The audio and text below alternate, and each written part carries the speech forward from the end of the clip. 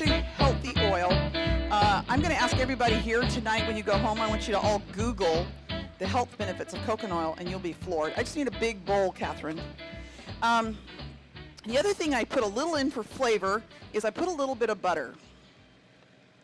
Butter is really way better than margarine any day of the week. And I usually use it just for the flavor now because I use this for everything. Okay, so what we're going to do is we're going to take yellow squash and some zucchinis. You guys are going to love this too when you try this. And I'm going to take some sweet onions.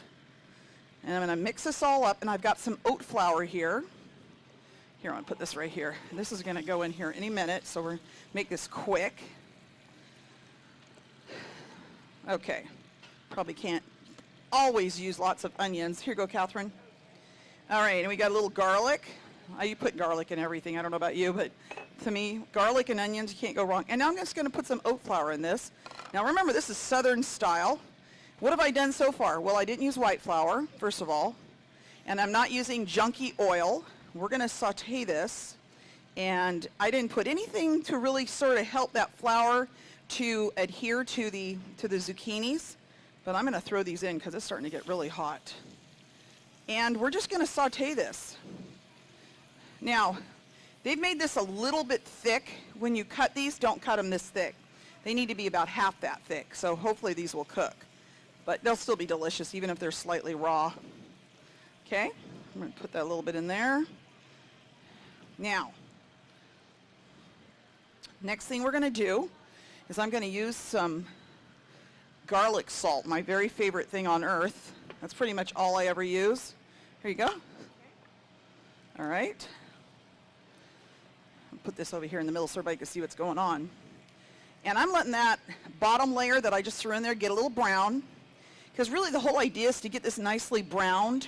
You might have to add a little bit of more of the coconut oil because coconut oil has a tendency to sort of absorb into all the food, which is interesting because when you eat this, you're not going to taste coconut and it's not going to be greasy at all. We made tacos yesterday and they were out of this world. And not one person came up to me and said, "Oh, Diane, that was so greasy." Oops. I do flip a lot of food out of my car. It needs a windshield. Hey, that's not a bad idea, David. Whoops. This is so clean, I can feed you off of it. So what we're going to do is just let this sit here for a few minutes. While this is cooking up here, ooh, that's a lot to waste there. Whoop, nothing wasted. Okay. You guys, can you smell that yet? I don't know if you can smell it. It's smelling good, isn't it? I'm going to put a little bit more. You can almost over garlic salt. Be careful. I'm not really a person that likes a lot of salt in food. I like the food to sort of taste like food. We're going to do the mashed potatoes. And then, you know what? Actually, wait. I think I'm going to take that pan right there, and I'm going to go ahead and make the chicken fried steak while this is cooking. Okay? Because then we're going to have to put it back there and let it finish off because then I'm going to make mashed potatoes. Sometimes I get so excited I'm not sure which one I want to do first. Thanks, Catherine. Yep. Okay, here we go. We've got olive oil. She's already got, not olive oil. And I used to cook with olive oil, and then I went to grapeseed oil, and now I'm to coconut oil. And like I said, this is anti-inflammatory, it's antiviral, and antibacterial. So even people have said that if you have skin blemishes, you can actually put coconut oil right on there. Try it, because I've had people tell me, "Oh yeah, that really worked. I had this horrible blemish," and it's because it's antibacterial. And that's one reason why it doesn't go bad either. Okay, I just need my meat, Catherine. Whenever you're ready, I'm ready. All right, so we got chicken fried steak, and you know they're called cube steaks. For those of you who've never purchased them before, look for something called a cube steak. I need a, yeah, thank you. And all you do with the cube steak, I don't know, can you all see what I'm doing here? I know I've got a lot of things going on up here. We're gonna pour this oat flour, and you can also use oat bran, which really works well. And all I'm gonna do is flour these, dredge them, technical term, and throw them in here. Okay? These are really nice ones. I've not seen ones as nice as these for a while. Usually they get really tiny ones, you know?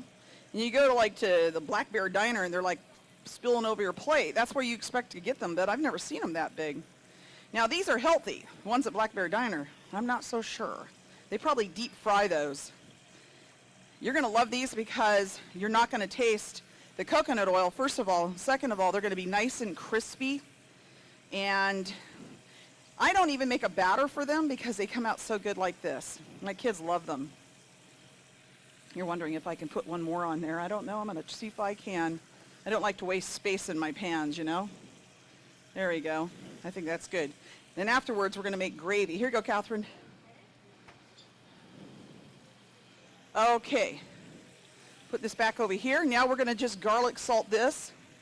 And here's how I do. I only turn these one time. Let me see if I can stir these real quick. Let's see if they're nice and browning on one side. Yeah, those are looking good. You see that? Look how beautiful that is. Don't need to cook these too long because you don't want them mushy. You want them just perfect. Okay, we're going to leave these on for a few more minutes and then we're going to take those off and, okay. Here's this, like I said, the secret behind these is only turning them one time because these are kind of thin especially. And the neat thing about these is that literally when you cook it on one side, it's almost completely cooked. So then you only have to slightly brown it on the other side. And they're not tough. They're, because they've been put through a tenderizer machine, they are like, they fall apart. They're so nice. They're actually what they are is cheap meat. They've tenderized and call a cube steak, which I'm all okay with cheap meat. Cheap meat is actually sometimes better for you because it has less fat in it. For those of you that didn't know that, I didn't know that. But I'm always looking for good deals on meat. Yep, that's looking good. Any questions so far? I could have left that for another minute. Well, let that cook right there. Ooh, yeah. Oil will burn you too. Okay, I think we're ready to take up this. Catherine, you have a nice platter you could give me, please? I think this is ready to come up. Can you smell that, you guys? Ooh, it smells so good. Yeah, that's nicely browned on the bottom. And I think I'm ready to take this up. I do not want this to get over brown. You want it slightly crunchy, you know, not where these turn mushy, because then they become a giant mush pot in here, and that's just, I don't know, kids won't eat it. You want them to be nice and a little crispy on the outside and still a little bit firm. So these are looking delicious. It smells so good. I don't know about you, but I love summer squash. It's one of my favorite. I went to Texas recently, and I had a summer squash casserole. Have you guys ever had that before? It's going to be in my next cookbook that's coming out. Okay, so isn't that looking good so far, huh? Thank you. Go ahead. Just keep that close by because we're going to plate something up. Here, you could take that. Oh, you want to see it? He wants to see it. Okay, there you go. Okay, that's for the TV people. Okay, see how it's a little bit, I hate to use this word, bloody, but it's a reality. See how it is? That means I'm going to turn those one more time because I didn't get them really cooked enough on the other side. You could use a pair of tongs to do this. I always do things the hard way. And I love to get my apron all messy too. Because you know what? On Food Network, when those ladies don't wear aprons, does that not bother you? I'm always thinking, how do those people stay clean? I don't care, because I have to go through about 3 or 4 aprons a day here. Okay, this is looking delicious. It's funny, one side is cooking faster than the other. Isn't that funny? Okay, we're going to let these go to the side here, and now I'm going to make some mashed potatoes. We'll let these cook just for a few more minutes. Okay, now, I use red potatoes, okay? You know, you notice these are not squishy. These are just perfect. If you get them too squishy, they just turn into a giant liquid. But I use red potatoes, and I don't take the skins off because I absolutely think that they're healthier this way. Don't worry, I'm not putting 3 slabs of butter in there, but I am going to put at least 1.5 because this is where your flavor comes from, and this is not margarine. This is pure butter. When I do that in places like Ventura, California, where people are like the beautiful people on the beach there, The women get up and run. Oh my God, she's using so much fat. You know what? There's no such thing as good mashed potatoes without fat. Everything's a little better with a little fat. That's what I always say. Anyway, here's the other thing I'm going to do that makes this a little healthier for you, okay? This will ease your conscience. We're going to use, kids, close your ears, Greek yogurt instead of sour cream. Now, I used to put sour cream in my potatoes, and yes, they are decadent. But this is a low-fat, actually almost no-fat Greek yogurt, and tastes exactly like sour cream. And I use it in place of all my sour creams nowadays. Now, I don't use a potato masher because I'm just weird. I use a whisk, believe it or not. Here's a little thing you guys have to realize when you're making, and this is just plain salt. Garlic salt I usually use on a lot of different things except for mashed potatoes. Unless you want a garlic mashed potato, which isn't a bad idea. All right, Catherine, I think I'm ready to give these to you now. Yeah, I just need a plate. Here we go. I'll just take one of these. Look how nice those came out, didn't they? Beautiful. Whoops. Yummy. We're going to leave this here because I'm going to make some gravy in just a second. Hang on to those for a minute. I'll put those right here. Now turn these off for a minute.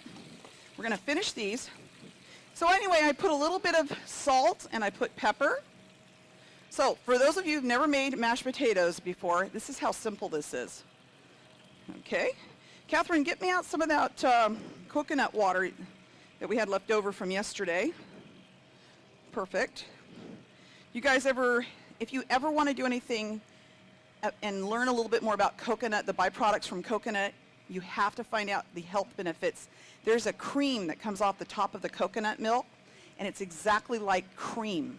It is so amazing, and it's so much healthier for you than real cream. And I've been experimenting with it. I make a coconut shake made out of coconut cream, and it is out of this world. It is so delicious. Okay, we should have got these right out of the, I know this looks like a lot of work, and it is, but this is where I get strong. See, I had 4 brothers. This was about the amount I had to make for my 4 brothers. Then I met my husband, who eats like 4 brothers and never gets fat. I don't know how that happened. He's right there. I don't know, his days might be ending there soon. I think when you get a little older, we got to start eating like we're fat already. And I've been eating like that my whole life. Just keep up that girly figure, if you know what I mean. I was fatter. I started eating healthier, and actually the weight starts coming off you. It's strange. Okay. Catherine, I think I'm going to have you warm a little of that up for me in a microwave, because you have to make sure that when you make mashed potatoes, right after you boil them, you pour the water off, then you put your butter in. Let that butter just melt right in there. But sometimes we're a little off on our timing. And there's a stirring point here that's going to be happening just any minute, where I actually stir it, and it all looks like mashed potatoes. Just do it kind of, not just quickly. Yeah. I think I put too much in here, but I figured my son was here who can eat like my husband. Look how thin he is. Got to make sure I keep his figure up too. Okay. First thing that my father, who from England, loves to see people eat. I don't know what it is, but he invited my husband over to eat with us one night, and I have 4 brothers. Of course, they try to scare him off, and they were eating like, they were eating spaghetti with their hands. And they thought, if he can stay through this insanity, then he's one of us. So, of course, my husband was in there going, and he could eat 3 times as much as my brothers. Of course, that my dad loved. So that's the man for you, Diane. I'm like, oh boy. No, he's not Italian. Italians love to see people eat too. Whatever culture you are, you love to feed people, I'm sure. Okay, thanks, Catherine. I'm going to just take that little piece right there. Whew. There we go. I'm almost ready to stir, believe it or not. This has taken longer than usual. It's because I waited too long. I should have gotten those right out of there. These will be a little chunky today. I might have to rethink my spatula. It usually does a perfect job if you have a little bit less. But it's looking good. It's looking good now, okay? All right. Now, I'm going to take a wooden spoon, and I'm just going to try to stir this now. There we go. It's looking beautiful now. Might need a little bit more of this. One more thing, and I'm going to feed you people. How's that?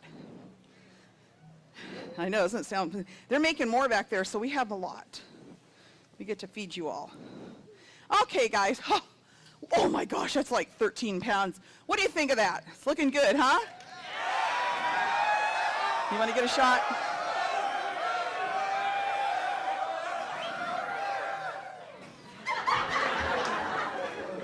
They believe it, that's the problem. Okay, let me clean up my mess here real quick, and I'm going to make you some gravy. That is the highlight of this. There we go. Sorry about that, Catherine. I made a mess there.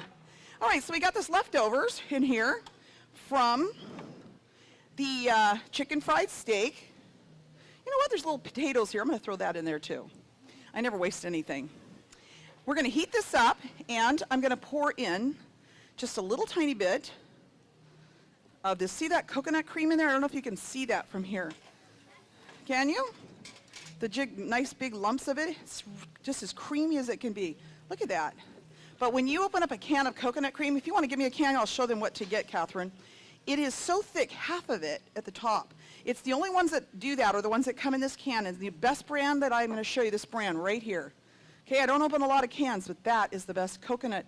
You can get these at, where? Fred? Oh. Asian section in grocery markets. Okay, look at that. Does that not looking like a little bit of beautiful, beautiful gravy or what? Here's my potatoes in there. And I'm now going to put a little bit of my garlic salt in. Okay. And some little secret I'm going to teach you right here. Tiny bit of pure maple syrup. Just one little tidbit. Because what you're going to learn is that every chef or cook has to put a little salt and a little sweet. That helps bring the flavor out in food. Okay? I have to taste this before I let you guys try it because I want to make sure I'm not lying to you. Needs more of this.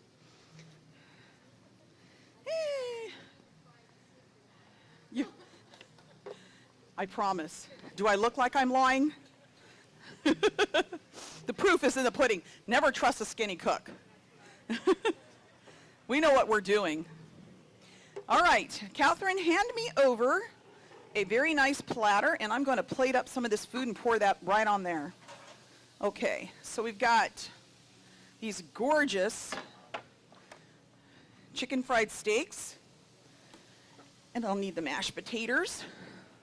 Put some of this on there. Doesn't that look good, you guys? And this is the best part of it.